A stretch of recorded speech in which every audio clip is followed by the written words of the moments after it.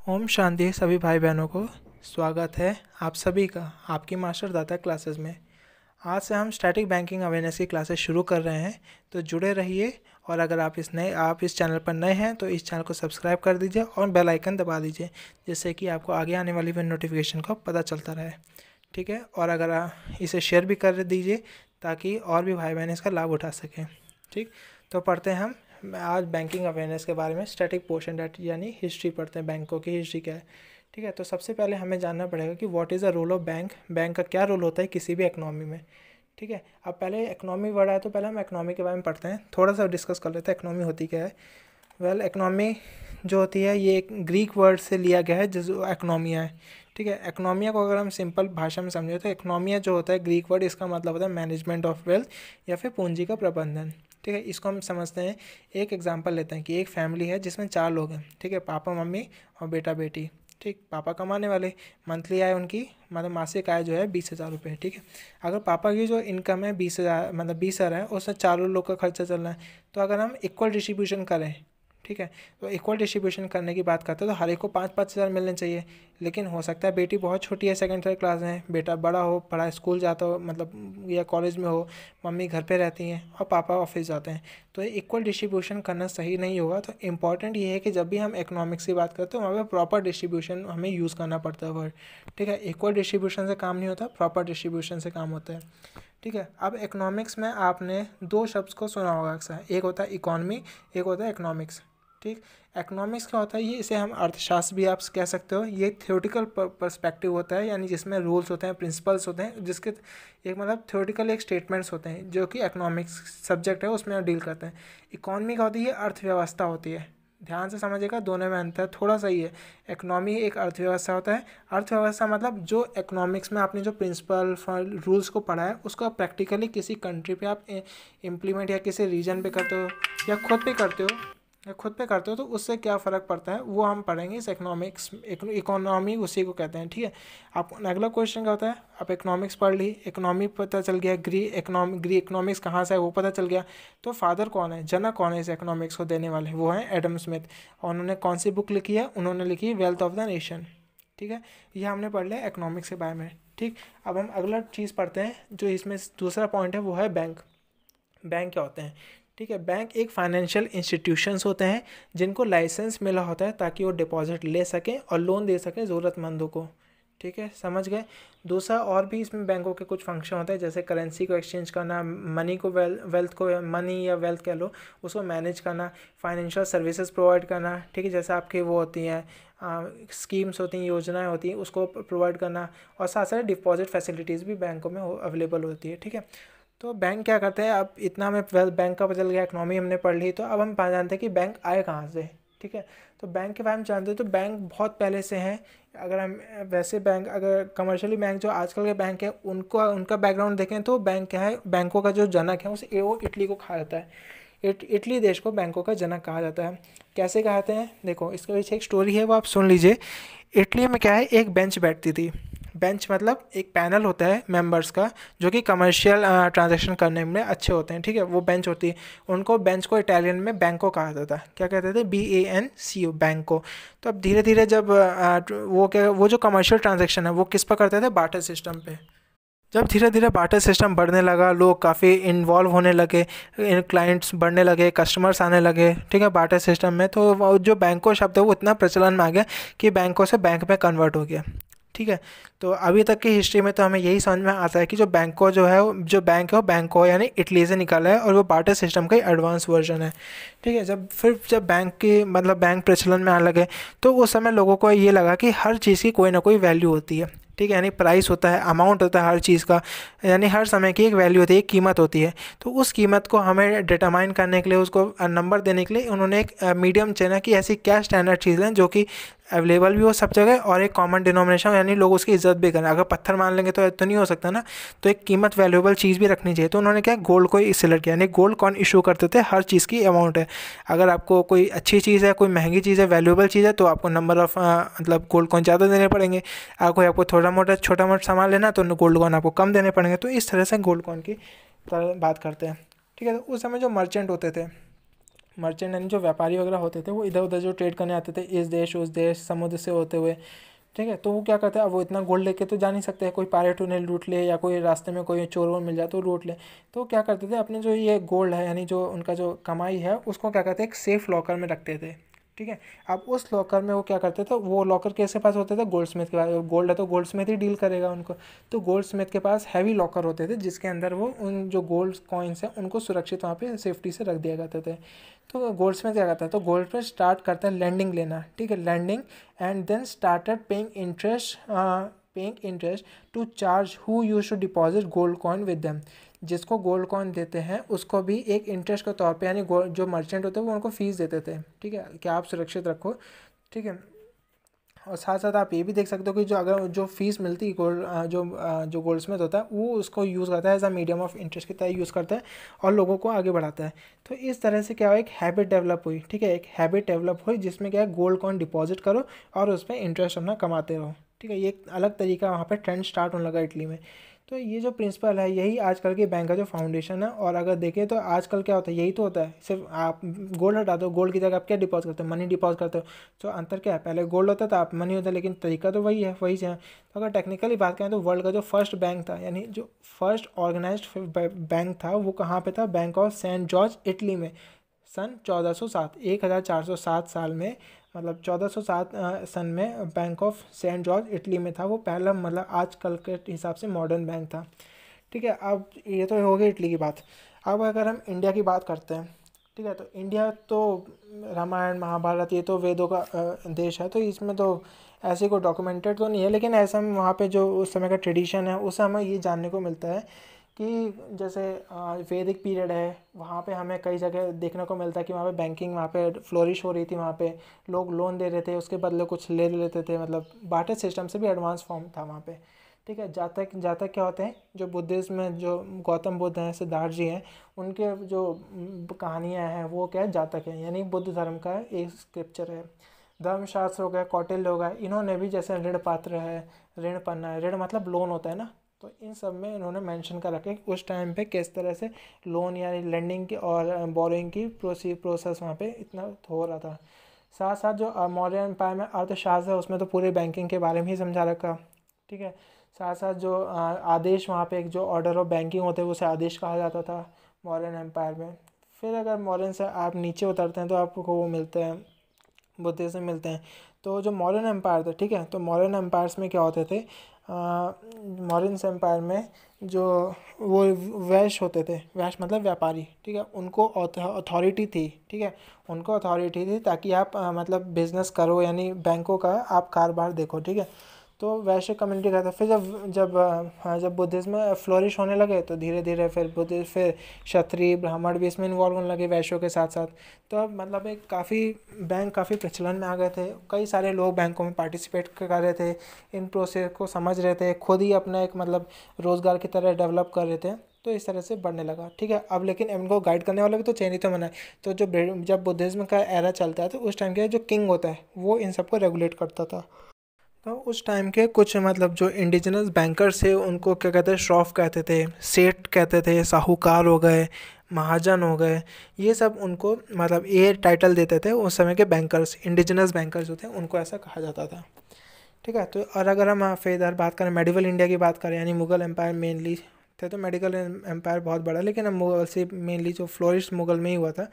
तो मुग़ल की बात करें तो यहाँ पे दस्तावेज़ है, हुंडीज़ है, इन सब का प्रचलन काफ़ी था। तो हुंडीज़ क्या करती है, मान लो जैसे आप मर्चेंट हो, ठीक है, यानी आप, ठीक है, मर्चेंट हो, व्यापारी हो आप, तो आप क्या करोगे, आपको ट्रेड करना है, ठीक है, आपस पैसे हैं, अब आपको फैक्ट्री सूरत में है, ठीक है, आपको अहमदाबाद जाना है, वहाँ पे भी अपना कारोबार बढ़ाना है। तो आप क्या करोगे, जब सूरत, तो आप पैसा तो लेके ट्रैवल नहीं कर सकते ना सूरत से अहमदाबाद, तो आप क्या करोगे, सूरत में एक आदमी को मनी डिपॉजिट कर दोगे, ठीक है। उस मनी तो आपको क्या करेगा, एक हुंडी इशू करेगा, हुंडी एक तरह का पास या रिसिप्ट कह लो, वो इशू करता है, ठीक है। उस हुंडी को आप कैरी करिए और उस हुंडी को आपको कहाँ जमा करना है, अहमदाबाद, जो आपका डेस्टिनेशन है जहाँ पे आपको मनी चाहिए। तो उसी फर्म का जिसको आपने डिपॉजिट किया वही फर्म आपको उतना अमाउंट वहाँ पे रीपे करेगी। आपको हुंडी उसको हैंडओवर करनी है और उस हुंडी के बदले जितना उसमें अमाउंट है वो आपको अमाउंट उतना हैंडओवर कर देगा। तो ये भी काफ़ी प्रचलन में था। फिर दस्तावेज़ भी होते थे। दस्तावेज़ भी 2 तरह के इस्तेमाल होते थे मुगल एम्पायर में, इंदुल तलब मियादी हो गए, ठीक है। मियादी जो थे वो आपका जो लॉन्ग टर्म लोन होता है ना, फाइनेंस, यानी आप स्टिपुलेटेड टाइम मिलता है उसके अंदर आपको देना, फिक्स टाइम होता है उसके अंदर आपको देना पड़ता है। और जो इंदुल तलब है वो आपको कॉमनली मतलब लोकल पीजेंट में चलता था कि आज मुझे ज़रूरत है तो आप रख लो, कल आपको ज़रूरत होगी तो मुझसे मांग लेना, मैं आपको दे दूँगा। इस तरह से होता है कि जब जिसको ज़रूरत पड़ी तब उसके मादे खाते, वो इंदुल तलब हो गया। और मियादी का होता है एक स्टैंडर्ड तरीका था उस समय। तो साथ साथ बराटा भी हम कहते हैं, जो वहाँ का फरमान निकलता था, रॉयल फरमान था, जो बजट वगैरह होता था उसे कहते हैं बराटास कहते थे। तो साथ साथ वहाँ पे मुगल एम्पायर में कई तरह के वहाँ पे एडमिनिस्ट्रेशन में कुछ पोस्ट भी होती थी, यानी नौकरियाँ भी होती, जैसे कि मिंट ऑफिसर हो गया जो सिक्के विक्के छापते थे, रिवेन्यू कलेक्टर हो गया जो कर वसूलते थे, ठीक है।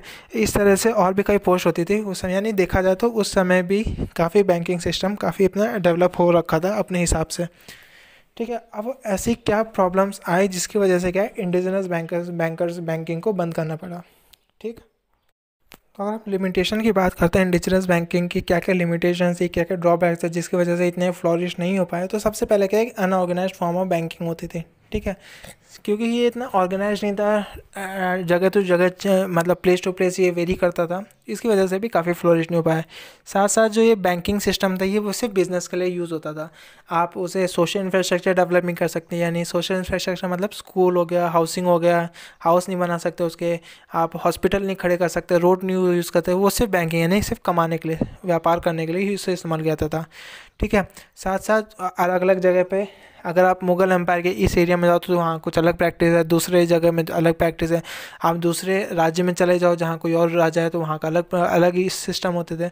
तो ये भी अलग अलग, और साथ साथ यहाँ पे जो इंटरेस्ट होते हैं बहुत ही ज़्यादा वसूल, क्योंकि गरीब लोग तो आपको लोन लेंगे नहीं, अमीरी लोग लेते हैं, ठीक है, व्यापार उन्हीं को करना है।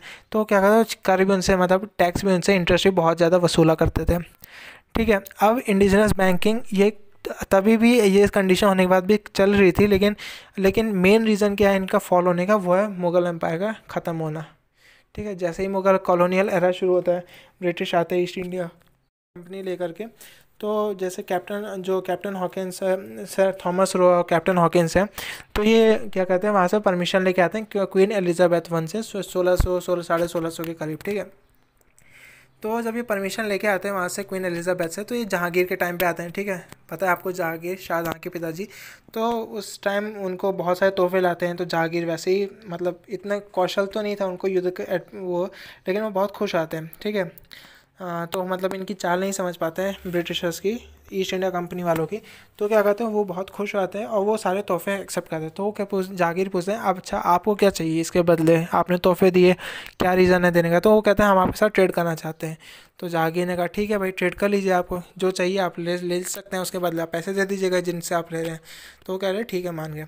फिर धीरे धीरे वो वापस जाते हैं वहाँ से, वो फिर परमिशन वगैरह ले करके सबकी एक पूरा, वो अपने और भी कई सारे मर्चेंट को बुला करके ईस्ट इंडिया कंपनी की स्थापना करते हैं। 100 ऑफ मर्चेंट आते हैं वहाँ से, ब्रिटेन से, यूरोपियन कंट्री से 100 ऑफ मर्चेंट्स आते हैं इंडिया में, ईस्ट इंडिया कंपनी।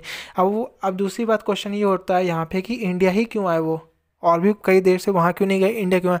क्योंकि एशिया जो कॉन्टिनेंट है, ठीक है, आपको पता है इंडिया का साउथ एशियन कंट्रीज़ में आता है, ठीक है। अब एशिया कॉन्टिनेंट बहुत बड़ा अर्थ में, ठीक है, सबसे बड़ा कॉन्टिनेंट एशिया है। तो एशिया में भी बहुत सारे कंट्रीज़ हैं और मोस्टली कंट्रीज़ का साउथ एशियन में, क्योंकि जो नॉर्थ एशियन है वहाँ क्या है सीधा आपका मतलब पहले तो सोवियत हुआ करता था, मेन जो पावर थी वो सोवियत के पास थी। सोवियत के साथ साथ वहाँ पे फिर चाइना हो गया, ठीक है, ये मेन इमर्जिंग पावर थी वहाँ पर, और वो दो कम्युनिस्ट पार्टी। और साथ साथ अगर साउथ एशियन की बात करें तो यहाँ पे बहुत सारे छोटी छोटी किंगडम्स थे, इनको यहाँ पे चलाना आसान था, ठीक है। तो यहाँ पे अपनी कॉलोनी बसाना बहुत इंपॉर्टेंट था। साथ साथ फ्रेंच की पावर बढ़ रही थी, तो ब्रिटिशर्स को भी चाहिए कि यहाँ भी हमें एक्वायर कर लें, ताकि यहाँ से भी थोड़ा हम, ऑस्ट्रेलिया हो गया अपना, इधर लाओस कम्बोडिया वियतनाम हो गया, अफगानिस्तान हो गया, इधर श्रीलंका हो गया, इधर मालदीव मलेशिया हो गया, और इंडिया हो गया, मेन चीज़ तो बर्मा हो गया, तो इन पे हम अपना रूल कर सकें, ठीक है। तो ये भी पावर थी। और दूसरी चीज़ ये है कि यहाँ से पहले क्या था, इंडिया से बहुत ही रॉ मटेरियल बहुत जाते थे। रॉ मटेरियल मतलब जो टेक्सटाइल में भी सिल्क हो गया, कॉटन हो गया, ठीक है, इन सब के कपड़े हो गए या फिर रॉ मटेरियल के तौर पे बहुत जाते थे, फॉरेन में एक्सपोर्ट होते थे। और वहाँ से क्या करता था, जब ये गुड्स आते थे फॉरेन से मनी आता था, मनी किस फॉर्म में, गोल्ड हो गया, सिल्वर, इस फॉर्म में आता था। तो देखा जाए तो फॉरेन मतलब इंडिया में लगभग 1/3 जो वर्ल्ड की जीडीपी है वो कंट्रीब्यूट हुई थी पहले, ठीक है। ईस्ट इंडिया कंपनी आने से पहले बहुत ज़्यादा इकोनॉमी इंडिया की थी, बहुत ज़्यादा पैसा था इंडिया में, साथ साथ रिसोर्सेज भी हमारे पास बहुत ज़्यादा थे, ठीक है, रॉ मटेरियल भी बहुत ज़्यादा था। तो ये भी रीज़न था ब्रिटिशर्स को अट्रैक्ट करने के लिए इंडियन पेनिनसुला वाले एरिया में, ठीक है। तो इन सब चीज़ों को मद्देनज़र रखते हुए फिर इंडिया एक बहुत ही फेवरेबल और बहुत ही परफेक्ट जगह थी ईस्ट इंडिया कंपनी को आने के लिए, ठीक है। अब ईस्ट इंडिया कंपनी आती है 1757 में, फिर धीरे धीरे वो फैलती है, फिर वो अपना यहाँ पे वॉर लड़ती है, कार्नेटिक वॉर्स होते हैं, आपको पता होगा ब्रिटेन और फ्रेंच के बीच में होते हैं कार्नेटिक वॉर, ब्रिटिश के बीच में। तो यहाँ पे फर्स्ट कार्नेटिक वॉर होता है, ठीक है। वहाँ पे मतलब ब्रिटिशर्स का जो कमांडर थे, वो लीडर जो थे वो थे रॉबर्ट क्लाइव, और जो फ्रेंच के थे वो डुप्लिक्स थे, ठीक है। डुप्लिक्स बहुत ही गजब के एक एडमिनिस्ट्रेटर थे, बहुत ही जाने माने थे, लेकिन ऐसी कुछ प्रॉब्लम आती है जिसकी वजह से डुप्लिक्स को थर्ड कार्नेटिक वॉर के टाइम पे हटा दिया जाता है, मतलब उनको उनकी जो लीडरशिप सेनापति वाली जो टाइटल है उनसे ले लिया जाता है, और एक फिर आते हैं, फिर दूसरे एक को बनाया जाता है, ठीक है, उनको बनाया जाता है, जिसकी वजह से फ्रेंच के को हार का मुंह देखना पड़ता है। दो तक डुप्लिक्स है तो दोनों जो दो मतलब काफ़ी टक्कर दी, लेकिन तीसरे में वो पूरी तरह से टूट गए थे। पहला कार्नेटिक वॉर होता है, ठीक है, 1746 से 1748 फ्रेंच जीतते हैं, ठीक है, बहुत अच्छा बात है। उसके बाद फिर सेकंड कार्नेटिक वॉर होती है 1749 से 1756 में, ठीक है, 1754 तक, हाँ 1749 से 1754 तक होती है, उसमें ब्रिटिशर्स जीते हैं। तो जो इन्होंने अक्वायर की थी, फ्रेंच ने फर्स्ट कार्नेटिक वॉर के अक्वायर की थी कर्नाटक में, जो आरकोट कैपिटल थी उस समय कर्नाटक की, उसका जो लूटा था, तो उसको फिर ब्रिटिशर्स ने उसे वापस अक्वायर कर लिया, और कुछ बार भर के पैसे जो रॉबर्ट क्लाइव थे वो लेकर के अपने यूरोप गए, ठीक है। उसके बाद वहाँ पे दिया तो उन्होंने देखा, कई लोगों ने देखा भाई पैसा इतना सारा कहाँ से आ रहा है, ये तो इंडिया तो बहुत अमीर है, हमें इंडिया चलना चाहिए, वहाँ से हमारे इंग्लैंड में तो कुछ भी नहीं है, हम तो इधर उधर जाते हैं, ठीक है। तो रॉबर्ट क्लाइव इतना अमीर हो गया, लेकिन रॉबर्ट क्लाइव की आदत थी वो बहुत ही ड्रग्स लेता था, मतलब ऐश आराम बहुत लेता था, जिसकी वजह से उसकी मौत होती है बहुत बुरी तरह से, ठीक है। वो कहते हैं ना, जैसा बोगे वैसे ही पाओगे, ठीक है। तो इस तरह से रॉबर्ट क्लाइव मारा जाता है बेचारा। लेकिन फिर थर्ड वॉर भी होता है कार्नेटिक वॉर, उसमें भी रॉबर्ट क्लाइव ही नेतृत्व करता है, और इस बात तो फ्रेंच की तो बहुत बुरी तरह से हराता है, ठीक है। फ्रेंच पूरी तरह से है, फिर फ्रेंच वहाँ से जाने लगती है, कुछ ट्रीटी ऑफ पेरिस साइन होती है। तो ट्रीटी ऑफ पेरिस में ऐसा होता है कि जो ब्रिटिशर्स होते हैं वो कहते हैं ठीक है, फ्रेंच से हमें कोई प्रॉब्लम नहीं है, फ्रेंच वालों से, अगर पर प्रॉब्लम ये है कि आप वहाँ पे एडमिनिस्ट्रेटिव बॉडी नहीं बनाओगे, आप ट्रेड करने गए, ट्रेड करो, बिजनेस करो, पैसा आप कमाना है, पैसा कमाओ, लेकिन आप एडमिनिस्ट्रेटिव बॉडी अपनी कॉलोनी बसाने के लिए आप नहीं सोचोगे। तो इस तरह जो मतलब जो फ्रेंच हैं वो अपना सिर्फ दो ही जगह में रह पाए, पौंडीचेरी हो गया और अपना इधर चंद्र नगर हो गया बंगाल में, ठीक है। और जो ब्रिटिशर्स थे वो तो लगभग फैल ही गए थे। तो यहाँ से हम देखते हैं, आगे बढ़ते हैं, फिर प्रेसिडेंसी बैंक किस तरह से वो ब्रिटिशर्स खोलते हैं। तो पहले खोलता है बैंक ऑफ हिंदुस्तान, ये पूरा ब्रिटिशर्स द्वारा खोलने वाला फर्स्ट फॉरेन बैंक था 1770 में कलकत्ता में। फिर 60 साल में इसे लिक्विडेट कर दिया जाता है, और दो बैंक की स्थापना होती है, बंगाल बैंक और जनरल बैंक ऑफ इंडिया 1786 में। ये लेकिन ये प्रॉफिट होता नहीं कमा पाए और ज़्यादा चलते भी नहीं, और फिर इन्हें 5-6 साल में दोनों को बंद करना पड़ता है, यानी 1790-1791 में दोनों बैंकों को बंद कर दिया जाता है। और फिर उसके बाद 15-16 साल बाद बैंक ऑफ कलकत्ता खोला जाता है। ये बहुत ही बड़ा बैंक था कलकत्ता में। इसको गवर्नमेंट ऑफ बंगाल, यानी गवर्नमेंट ऑफ बंगाल मतलब उस समय जो ईस्ट इंडिया कंपनी की जो एडमिनिस्ट्रेटिव बॉडी थी और कमर्शियल बॉडी, ठीक है, यानी दोनों बंगाल गवर्नमेंट और ईस्ट इंडिया कंपनी, यानी एडमिनिस्ट्रेटिव कमर्शियल बॉडी दोनों ईस्ट इंडिया कंपनी की, उसको बैंक ऑफ कलकत्ता खोलते हैं। फिर उसका नाम चेंज करते हैं, बैंक ऑफ बंगाल रखते हैं। उसके बाद फिर कुछ साल बाद बॉम्बे में भी अपनी एक बैंक खोलते हैं, बॉम्बे प्रेसिडेंसी में, और मद्रास में प्रेसिडेंसी में भी बैंक खोल लेते हैं, ठीक है। फिर उसके बाद एक लिमिटेड लाइबिलिटी का कंसेप्ट आता है, जिसकी वजह से जॉइंट स्टॉक बैंक खोलते हैं। यानी जॉइंट स्टॉक लिमिटेड लाइबिलिटी क्या है, मेनली शेयर से डील करता है, ठीक है। मल्टीपल मतलब एक कंपनी के मल्टीपल ओनर होते हैं, मेन कंसेप्ट यही है। और तो जॉइंट स्टॉक बैंक में एक कंपनी होती है, वो कोई पर्सन मतलब एक इंसान के नाम पे नहीं होगी, वो अलग नाम होगी, शेयर होल्डर से अलग होती है, ठीक है। जिसमें कई सारे लोग मिलके अपने बॉन्ड्स खरीदते हैं, शेयर्स खरीदते हैं, इन्वेस्ट करते हैं और प्रॉफिट मेकिंग करते हैं। उसी टाइम पे कुछ फॉरेनर्स बैंक भी आए थे, जैसे कि एक लंदन का HSBC बैंक आया था बंगाल में, ठीक है। और ये मोस्टली कलकत्ता में आता है। कलकत्ता में ही आने का क्या पर्पज़ था, हर चीज़ कलकत्ता बंगाल से क्यों शुरू हुआ, क्योंकि पहली बात तो बहुत बड़ा प्रोविंस था, बहुत अच्छे से फ्लॉरिश हुआ था, ठीक है।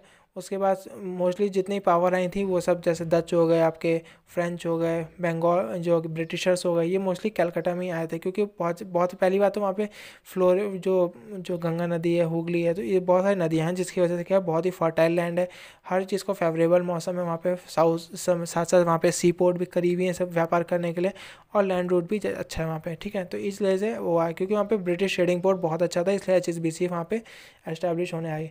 फिर एक फ्रेंच बैंक भी उससे पहले आया था 1807 में कलकत्ता और बॉम्बे में, बाद में बॉम्बे भी गया था फ्रेंच बैंक, ठीक है। इसका नाम था कॉम्टे डी पेरिस, ठीक है। उसके बाद अगर मॉडर्न इंडियन बैंकिंग की बात करें तो सबसे पहले बैंक ऑफ अपर इंडिया है, 1863 से 1923 तक चला, और उसके बाद लेकिन वो फेल हो गया, ठीक है। तो 1923 में अलायंस बैंक ऑफ शिमला बना, और उसने ही सारे जो एसेट्स और लाइबिलिटीज़ होती है उसने खरीद लिया बैंक ऑफ अपर इंडिया की। फिर इलाहाबाद बैंक आया। इलाहाबाद बैंक से जो स्टैटिक का क्वेश्चन बनता है वो ये है कि फर्स्ट सबसे पहले बैंक इंडियन बैंक कौन सा था? इलाहाबाद, ठीक है। और फर्स्ट सबसे पहले इंडियन कैपिटल से खड़ा होने वाला बैंक कौन सा था? वो भी इलाहाबाद बैंक थे, यानी जिसमें भारत की पूंजी लगी हुई थी भारतीयों की, ठीक है। उसके बाद हम 1895 में बढ़ते हैं, तो यहाँ पे पंजाब नेशनल बैंक आता है, जो कि लाहौर में इसका हेडक्वार्टर बनाया गया था, और ये पहला बैंक है जो कि प्योरली मैनेज, जिसमें से सारे जो वर्कर्स थे वो इंडियंस थे, ठीक है। इसको खड़े करने वाले कौन थे? लाला लाजपत राय हो गए, दयाल सिंह हो गए, और बाबा पुरुषोत्तम लाल टंडन जी हो गए, ठीक है। ये था कुछ। फिर हम स्वदेशी मूवमेंट की बात करते हैं। अब स्वदेशी मूवमेंट पढ़ने से पहले, तो स्वदेशी मूवमेंट अगर पढ़ते हैं, मतलब अगर स्वदेशी मूवमेंट के टाइम में जो बिज़नेस का डेवलपमेंट हुआ, उससे पढ़ने से पहले ऐसी क्या ज़रूरत पड़ी कि स्वदेशी मूवमेंट में इतने सारे बैंक खुले, मतलब ऐसे पहले हिस्ट्री जानना जरूरी है। तो उस टाइम पे क्या हुआ, 1905 में बंगाल का पार्टीशन होता है, ठीक है। बंगाल का पार्टीशन का ऑर्डर किसने दिया था? लॉर्ड कर्जन ने ऑर्डर दिया था। कब हुआ था बंगाल का पार्टीशन? 16 अक्टूबर 1905, ठीक है। 16 अक्टूबर 1905 में बंगाल प्रोविंस था, उसका पार्टीशन हुआ था, और बंगाल को दो हिस्सों में बांटा गया था। वो बेसिस क्या था डिवीजन का? वो था कम्युनलिज्म, कम्युनल गल्फ के उसे बांटा गया था, ठीक है, ताकि कम्युनल गल्फ उनके बीच में स्टैब्लिश किया जाए। मतलब कम्युनल मतलब सीधे बात करें तो जातिवाद उनमें किया जाए, धार्मिक उनमें अंतर डाला जाए, हिंदू और मुस्लिम के बीच में डिवाइड किया। तो पहले ये हुआ, ईस्ट बंगाल अलग किया गया और असम पोर्शन अलग किया गया, ठीक है। तो उसमें काफ़ी रिवॉल्ट होते हैं इंडिया में, काफ़ी लोग नाराज़ होते हैं लॉर्ड कर्जन के इस फैसले से। तो उस समय क्या हुआ, रविन्द्रनाथ टैगोर जी थे, उन्होंने भी काफ़ी मतलब विरोध किया था उसका। उन्होंने अपना नाइटहुड वाला जो टाइटल था वो भी वापस कर दिया था इंग्लैंड को। तो इस चीज़ सारे रीज़न था जिसकी वजह से वहाँ पे पार्टीशन, मतलब बंगाल हुआ। उसके बाद फिर स्वदेशी मूवमेंट वापस आता है 1905 से 1908 में, बहुत ज़्यादा बॉयकॉट हुआ था। स्वदेशी बॉयकॉट मूवमेंट जो था 1905 में 1908 एकदम चरम सीमा पे था, ठीक है। इस समय क्या होता है, जो कैलकाटा में ये कैलकाटा सेशन जो हुआ था कांग्रेस में, उन्होंने रेजोल्यूशन निकाला था। कैलकाटा सेशन 1905 में जो कैलकाटा सेशन हुआ था, ठीक है, याद रखिएगा। जो पार्टीशन हुआ था उसके बाद अगला सेशन कहाँ था कांग्रेस का? होता बंगाल में।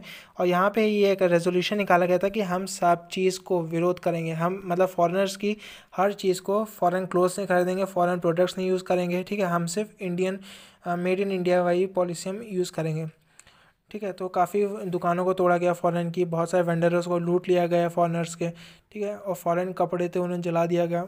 उसके बाद मुस्लिम लीग की स्थापना होती है, ठीक है। वो भी शुरू शुरू में पहले सपोर्ट करते हैं जब कांग्रेस सेशन हुआ, ठीक है। कलकत्ता का जो कांग्रेस सेशन हुआ था 1906 का, 1906 का, दादा भाई नौरोजी उसके उस समय अपनी स्वराज्य पार्टी बनाते हैं, ठीक है। उन्होंने कहा था स्वराज्य चाहिए। उसमें प्रेसिडेंट होता है दादा भाई नौरोजी। दादा भाई नौरोजी को किस टाइटल से बोलते थे? दादा भाई नौरोजी को grand old man of India कहते थे, ठीक है। ये वही पहले व्यक्ति हैं जिन्होंने पर कैपिटा इनकम इंडिया की बताई थी। कितनी बताई थी? 20 रुपीज़, ठीक है। Dadabhai Naoroji, grand old man of India, is the president of the Calcutta session of Indian National Congress of in 1906, ठीक है। तो इस समय मुस्लिम लीग की स्थापना होती है। आगा खान उसके फिर लीडरशिप बने था। फिर अगले साल 1905 में क्या स्वदेशी मूवमेंट हुआ। फिर मुस्लिम लीग बना 6 में। फिर 7 में क्या है, सूरत स्प्लिट होता है। सूरत यानी जो सूरत का सेशन होता है कांग्रेस का, उसमें कांग्रेस का दो हिस्सा आते हैं, मॉडरेट होता है, एक्सट्रीमिस्ट। मॉडरेट जो गोपाल कृष्ण गोखले जी चलाते हैं। गोपाल कृष्ण गोखले कौन थे? महात्मा गांधी के गुरु थे, ठीक है, क्योंकि ये भी एक नॉन वायलेंस थे, इन्हों को भी हिंसा पसंद नहीं थी, इसलिए महात्मा गांधी भी इनके मतलब शिष्य बने थे। और एक्सट्रीमिस्ट यानी लाल बाल पाल, यानी जो थोड़े विरोध करने वाले थे, गुस्से वाले थे। तो क्या गवर्नमेंट क्या करते थे, ये मॉडरेट को तो सपोर्ट करते थे लेकिन एक्सट्रीमिस्ट के खिलाफ थे, ठीक है। तो एक्सट्रीमिस्ट का ये विरोध करते थे ब्रिटिश गवर्नमेंट भी, और उनको बहुत ज़्यादा मारते थे। उनका जो न्यूज़पेपर उस समय चलता है जिससे कि वो मतलब राष्ट्रवाद फैलाते थे, नेशनलिज्म को प्रचार करते हैं, वो भी न्यूज़पेपर उनका बंद कराए, उनके लीडर्स को मारते जाते थे। तो इस समय काफ़ी वहाँ पे प्रॉब्लम हुई थी। तो इसी दौरान इन सब सारी प्रॉब्लम्स को देख करके तो हमने ये रिज़ल्ट निकालता है कि कई सारे जो अपने जो लोकल बिजनेसमैन है, पॉलिटिकल फिगर है, उन्होंने क्या किया, एक हम इंडियन बैंक को ही सॉरी इंडियन बैंक को हम यूज़ करेंगे, ठीक है। तो उसमें जैसे पहला स्वदेशी बैंक जो था वो पहला कौन था, सेंट्रल बैंक ऑफ इंडिया, ठीक है। अब हमको यहाँ तक क्लियर हो चुका है कि अभी तक सिर्फ दो ही बैंक थे, स्वदेशी बैंक और फिरंगी बैंक। फिरंगी bank operated by the Britisher and swadeshi bank were run and operated by the local businessman और the political figures of the India, ठीक है। तो फर्स्ट स्वदेशी बैंक एस्टैब्लिश हुआ था इंडिया में, वो था सेंट्रल बैंक ऑफ इंडिया। और भी कुछ सेवरल बैंक है, जैसे कैथोलिक सीरियन बैंक हो गया, साउथ इंडियन बैंक हो गया, bank of India, Indian bank, bank of Baroda, corporation bank and the Canara bank, ठीक है। अब कैनरा बैंक जो था कर्नाटक में ही ओरिजिनेट हुआ था, ठीक है। अब कर्नाटक में एक साथ 4 बैंक हुए थे, ठीक है, एक साथ 4 बैंक स्वदेशी बैंक डेवलप हुए थे, इसलिए वहाँ पे क्या हुआ और इस तरह से काफ़ी लोगों को मोटिवेशन मिला, काफ़ी लोग इंस्पायर हुए और इसलिए कर्नाटक को कहा जाता है cradle of the Indian banking. Cradle मतलब जो पालना होता है, जिसमें बच्चा झूलता है, यानी एक शुरुआत हुई, यानी वहाँ पे जन्म हुआ स्वदेशी बैंकों की उत्पत्ति का, वहाँ से जन्म हुआ है, ठीक है। अब 1921 में क्या होता है, उसके बाद वर्ल्ड वॉर 1 होता है, ठीक है। अब वर्ल्ड वॉर 1 में क्या होता है कि तो बहुत सारे बैंकों की हालत बहुत बुरी तरह से ख़राब हुई थी, यानी इंडियन बैंकिंग क्या है एक तरह से क्राइसिस में चली गई थी। तो जो फर्स्ट वर्ल्ड वॉर होता है यानी 1914 से 1918 सितंबर तक जो होता है, उसमें लगभग 78 बैंक फेल हो चुके हैं, बहुत बुरी तरह से ख़त्म हो चुका होता है। इसमें कुछ स्वदेशी बैंक भी थे और कुछ फिरंगी बैंक भी थे, ठीक है। अब 1918 से 21 यानी जब वर्ल्ड वॉर 1 के बाद जब ख़त्म आता है, फिर उसके बाद फिर से जब बैंक इंडस्ट्री बूस्ट करना चाहती है, उस समय एक नए बहुत ही तेज़ी से उभरता बहुत ताकतवर बैंक निकला था, टाटा इंडस्ट्रियल बैंक, ठीक है। टाटा इंडस्ट्रियल बैंक बहुत बड़ा बैंक था, लेकिन ये भी ज़्यादा समय नहीं झेल पाया, लेकिन फिर 3-4 साल में इसे बिल 1918 बना था और 1921 में इसे लिक्विडेट कर दिया जाता है, ठीक है। और फिर 1923 में मैंने आपको बताया था जो अपर बैंक था, ठीक है, अपर हाउस बैंक जो था वो उसको भी उसके सारे शेयर और लाइबिलिटी किसने खरीदे थे, अलायंस बैंक ऑफ शिमला ने, ठीक है, जो कि बाद में सेंट्रल बैंक ऑफ इंडिया जो कि फर्स्ट वो स्वदेशी बैंक था, उसके बाद उसे मर्ज कर दिया गया अलायंस बैंक ऑफ शिमला को। फिर 1922 आता है, उसमें 15 बैंक होते हैं, 15 बैंक बंद कर दिया था, 23 में 20, 1924 में 18, हाँ अब 24 आ गया। तो 1921 की बात करना भूल गए। 1921 में क्या होता है, इंपीरियल बैंक ऑफ इंडिया आया था, ठीक है। अब इंपीरियल बैंक ऑफ इंडिया में क्या हुआ था, कई सारे जो बैंक थे, यानी जब वर्ल्ड वॉर 1 हुआ तो बैंकों की हालत बहुत ख़राब हुई। अब इंडिया बैंक, स्वदेशी बैंक की बात नहीं हो रही, स्वदेशी बैंक तो बंद ही हो रहे थे लगभग, एक तरह से देखा जाए तो जो इंपीरियल बैंक थे यानी जो प्रेसिडेंसीज बैंक थी, उनकी हालत भी बहुत बुरी तरह से ख़राब हो रही थी, ठीक है। तो अब उन प्रेसिडेंसी बैंक को चलाने के लिए गवर्नमेंट ने क्या किया कि जो सारे प्रेसिडेंसीज के बैंक थे, ठीक है, अब उन्होंने यानी बंगाल है, बॉम्बे है, मद्रास है, जो मेन प्रेसिडेंसीज है, इनके बैंक को एक इकट्ठा कर दिया गया। और फिर भी इतना पैसा भी नहीं हो पाया कि प्रॉफिट मतलब वापस खड़ी हो सके, तो इसमें बहुत सारे प्राइवेट फर्म्स थे, उन्होंने फिर इसके शेयर खरीदने शुरू किए, उन्होंने इन्वेस्टमेंट करनी शुरू की, जिसकी वजह से ये फिर वापस ठीक होने लगा, ठीक है। जब तो उसके बाद जब इंपीरियल बैंक बना, फिर टाटा इंडस्ट्रियल बैंक भी ख़त्म हो चुका था, imperial bank, Tata industrial bank fail, उस समय इंपीरियल बैंक बना, फिर अलायंस बैंक ऑफ शिमला आ गया था, फिर बैंक फेल होने लगे, 22, 23, 24 में बहुत सारे बैंक फेल हो। उसके बाद जब इन सारे बैंक जब फेल हो रहे थे, तो क्या प्रॉब्लम है, उसके लिए जो है ब्रिटिश गवर्नमेंट ने क्या किया, एक वहाँ पे कौन से कमेटी बैठाई, ठीक है, वो कमेटी थी हिल्टन यंग कमीशन बैठा था, जिन्होंने सजेशन दिया था, ठीक है। इस कमेटी ने सजेशन दिया था कि जो आप एक ऐसी बॉडी बनाओ जो कि मॉनिटर करे, ठीक है, क्योंकि इन जो बाकी जो स्वदेश जो फिरंगी बैंक है, इन बैंकों को देश का भला नहीं हो रहा है इनसे, ठीक है। इन बैंक को कोई इन्हें गाइड नहीं कर रहा है, ये सिर्फ अपना profit making company, profit making bank है, ये अपने देख रही।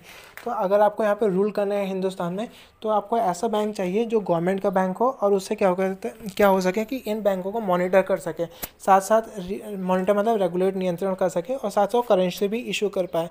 तो गवर्नमेंट ने कहा कि अब नया बैंक के लिए सजेशन मिल रहा है, रिकमेंडेशन दिया है हिल्टन यंग कमीशन ने, तो लेकिन इसका खर्चा बनाना, ये फिर उसमें पोस्ट देना, बहुत ही खर्चा है इसमें, ठीक है। तो उसके लिए इन्होंने फिर इसे नज़रअंदाज इग्नोर कर दिया, ठीक। 1926 में रिकमेंडेशन, लेकिन उसके बाद फिर रिसेशन आता है यूएस में, जैसे आपको पता है 1929 से 39 बहुत बुरी तरह से वर्ल्ड की इकोनॉमी ख़त्म होती है। उस समय गवर्नमेंट को बिल्कुल भी ये अंदाज़ा नहीं था कि ऐसा कभी हो सकता है, यूएस में रिसेशन आ सकता है, ठीक है। तो रिसेशन आने की वजह से क्या होता है, इंडिया में बहुत फ़र्क पड़ता है। आपका क्वेश्चन ये होगा कि रिसेशन तो यूएस में है, तो इंडिया में उसका क्या फ़र्क पड़ा। अब आपको ये समझना होगा इससे पहले कि जो जो जो बैंक्स है, ठीक है, स्वदेशी बैंक ले लो या फिरंगी बैंक ले लो, ठीक है, इनका मेन पैसा कहाँ डिपॉजिट होता था, ये सारा बैंक पैसा जो स्वदेशी बैंक थे वो एक्सपोर्ट इंपोर्ट में लगाते थे, ठीक है, क्योंकि वहीं से उन्हें ट्रेड और कॉमर्स में उन्हें फ़ायदा हो रहा था, ठीक है। तो जब वहाँ पे लगाते तो वो मेन जो एक्सपोर्ट इंपोर्ट था वो यूएस और इंडिया का हो रहा था, ठीक है। तो वहाँ पे भी आप देखो तो मेन पैसा उनका यूएस में लगा था एक्सपोर्ट में, और जो फिरंगी बैंक थे उन्होंने अपना जो स्टॉक मार्केट थी यूएस की वहाँ लगा रखा था, ठीक है। तो इसकी वजह से जब वहाँ पे रिसेशन आया तो बहुत बुरी तरह से स्वदेशी बैंक तो बंद हुए उनने, साथ साथ फिरंगी बैंक की भी बहुत बुरी हालत हो गई।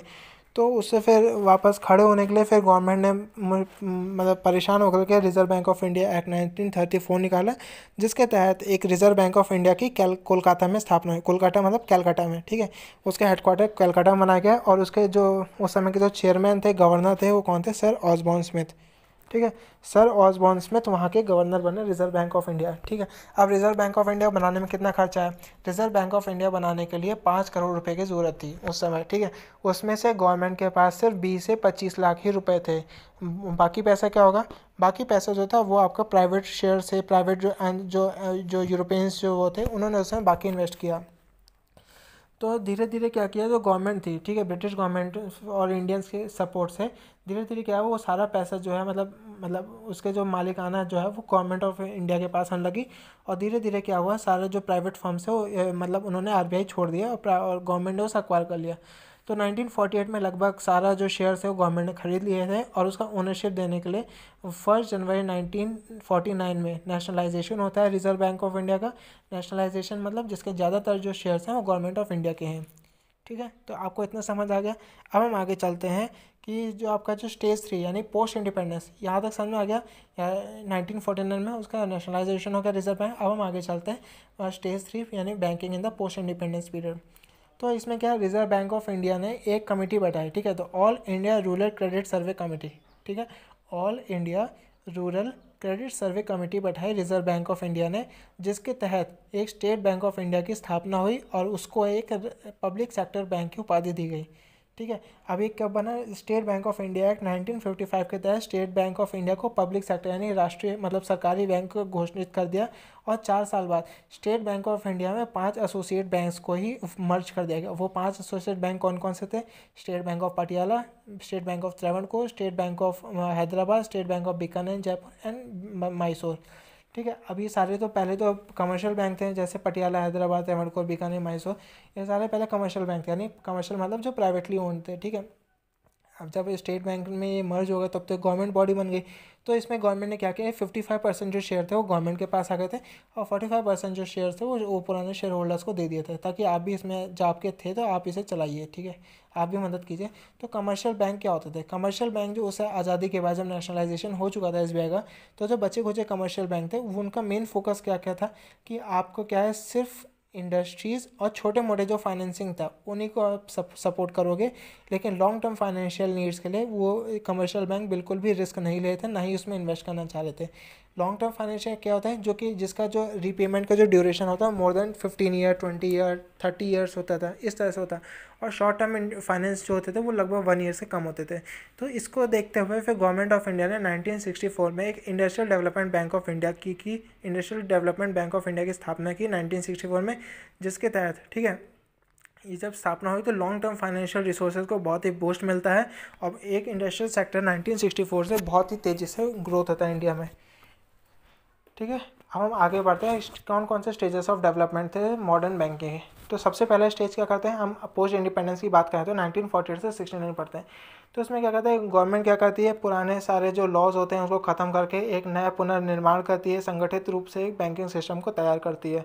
और जो लोन जो दिए जाते थे बैंकों द्वारा वो बहुत ही हाईली स्क्रूटिनिफाइड होते थे, मतलब सिक्योरिटी होती थी उनमें। और बैंक पूरे प्रोसेस को यानी पूरे प्रोजेक्ट को ओवरव्यू करती थी, उस पर्सन को पूरा देखती थी, उसका हिस्ट्री चेक करती थी कि वो लोन दे सकता है नहीं दे सकता, पहले कभी लोन दिया, जो जो उनका प्रोसीजर होते थे। और साथ ही उसकी क्षमता भी करते थे कि इन केस अगर ये प्रोजेक्ट फेल होता है तो क्या ये आदमी मतलब पर्सन जो है वो लोन वापस चुका सकता है, नहीं चुका सकता है, ठीक है। तो लेकिन इससे क्या होता है, काफ़ी मतलब हैम्पर और काफ़ी प्रॉब्लम हो थी, लोगों को लोन नहीं मिल पाया था, जिसकी वजह से इंडस्ट्री वगैरह डेवलप नहीं कर पाई थी। हम मोस्टली एग्रेरियन थे, उसे प्रॉफिट भी नहीं होता, इकोनॉमी खत्म हो रही थी देश की। तो इंडस्ट्रीज़ का होना बहुत ज़रूरी था उस वक्त। तो गवर्नमेंट ने क्या किया, एक गिडगल सिक्योरिटी ग्रुप आरबीआई ने बनाई थी 1967 में, जो कि नेशनल क्रेडिट काउंसिल के बनी थी, ठीक है। 1969 में नेशनल क्रेडिट काउंसिल बनी थी, जिन्होंने नेशनलाइजेशन का एक रिकमेंडेशन दिया बैंकों को नेशनलाइज करो। तो 19 जुलाई 1969 को बहुत ही मेजर एक डिसीजन लिया जाता है जिसमें कि 14 मेजर बैंकों को नेशनलाइज कर दिया जाता है अंडर बैंकिंग कंपनीज एक्ट 1970। और ये नेशनलाइज होने वाले बैंक कौन कौन से हैं, जिनकी जो इनकम है 50 करोड़ से ऊपर है, ठीक है, जिनकी इनकम 50 करोड़ से ऊपर है उन्हीं बैंकों को नेशनलाइज किया गया। और इसमें आने वाले 14 बैंक थे, ठीक है। वो कौन कौन से थे? इलाहाबाद बैंक हो गया, बैंक ऑफ बड़ौदा हो गया, bank of India, central bank of United bank, Canara हो गया, देना बैंक हो गया, ओवरसीज़ बैंक हो गया, बैंक ऑफ महाराष्ट्र हो गया, पंजाब नेशनल बैंक सिंडिकेट हो गया, यूनियन बैंक ऑफ इंडिया हो गया, इंडियन बैंक हो गया, यूनाइटेड कमर्शियल बैंक हो गया, ठीक है।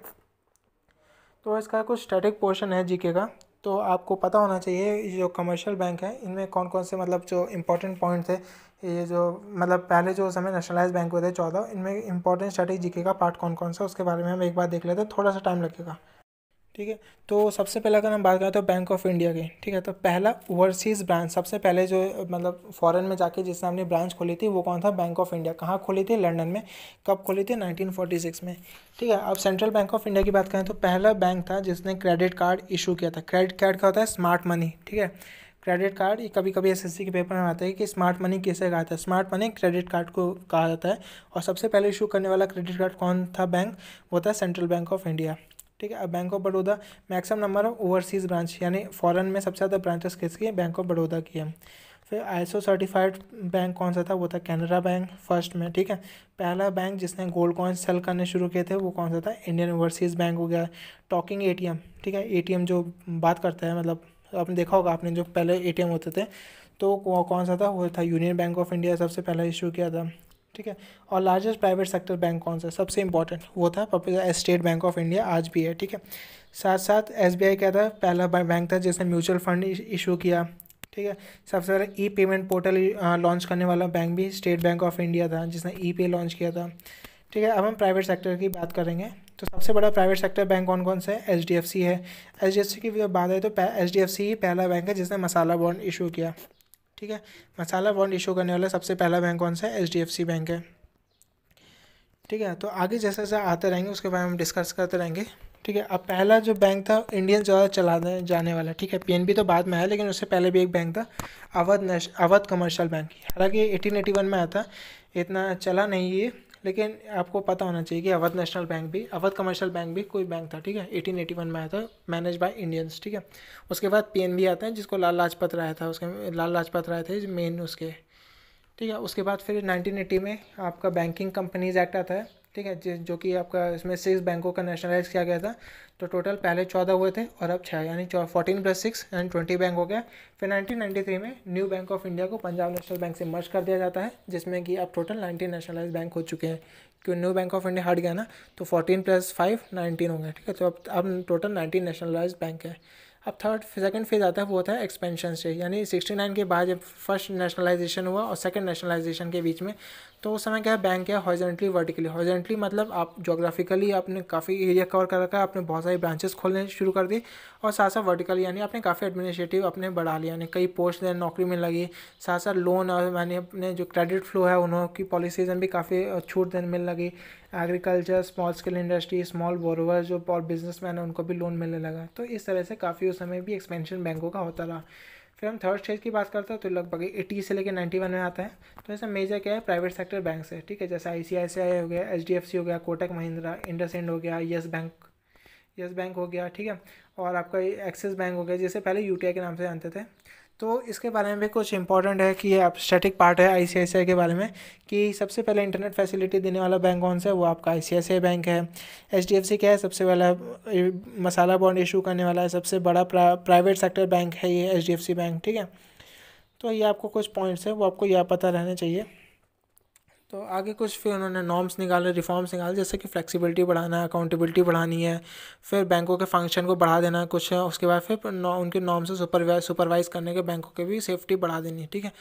उसके बाद इंडियन बैंक कैसे गियर अप हुआ, ठीक है, तो इसमें 3 पॉइंट्स हैं। सबसे पहले क्या है, जो इंडियन बैंक है उन्होंने पैसों के अलावा यानी मनी के अलावा अब उन्होंने और भी इंटरेस्ट आने लगे, जैसे कि retail, housing, personal sector, corporate में भी है, मतलब इन्वॉल्वमेंट अपना उनका शुरू हो गया, ठीक है। अब जैसे नॉन फंडिंग बिजनेसेस हो गए, जैसे एडवाइजरी सर्विसेज, मर्चेंट कंसल्टेंसी, इनमें भी इन्होंने अपना मतलब शुरू कर दिया है। लोन और मतलब पैसे देने के अलावा यहाँ पे इनका पार्टिसिपेशन बढ़ने लगा। साथ साथ वो लॉन्ग टर्म और शॉर्ट टर्म्स के लिए, पहले लॉन्ग टर्म के लिए मना करते थे, लेकिन अब लॉन्ग टर्म में भी उन्होंने एक्टिवली पार्टिसिपेट करना शुरू हो गया।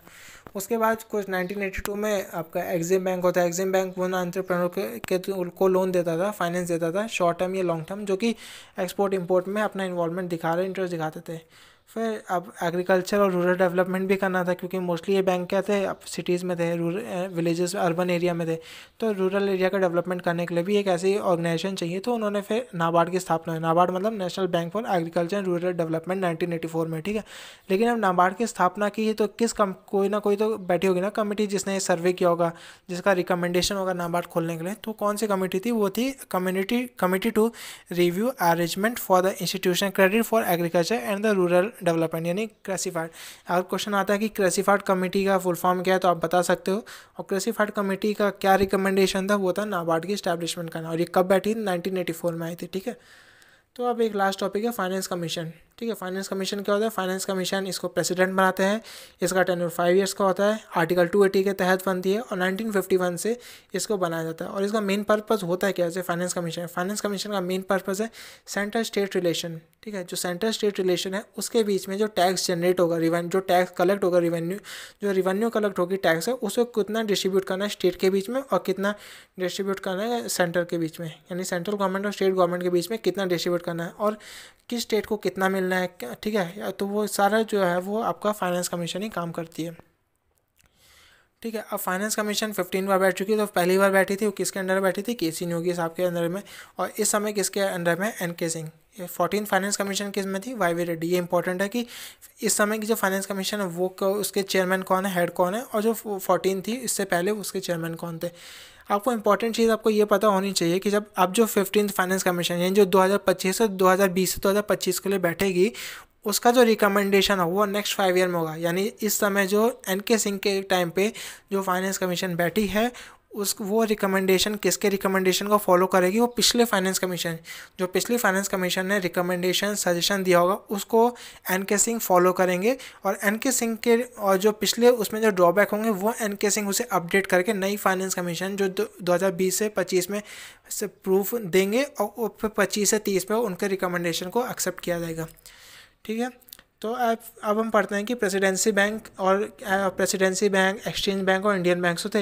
लेकिन ऐसा क्या हुआ जो इंडियन बैंक्स फेल हो गए, ठीक है। तो कुछ मेन रीज़न जो मुझे लगते हैं, जैसे एक्सपीरियंस की कमी थी इंडियंस में, पैसा भी नहीं था इतना, लोकल बिजनेसमैन थे, ठीक है। और मेन रीज़न क्या था अपना जो सर्विंग एथनिक, हम सिर्फ एथनिक उसमें लगते थे, मतलब जो रिलीजियस कम्युनिटीज़ हैं अपना जातिवाद और उसमें धार्मिक उसमें हम उसमें फंसे रहते, जिसकी वजह से अपने स्वदेशी बैंक इतना डेवलप नहीं हो पाए। तो ये पूरा लेक्चर आपको कैसा लगा हिस्ट्री ऑफ बैंकिंग के बारे में, आप ज़रूर बताइएगा। Thanks for watching this video.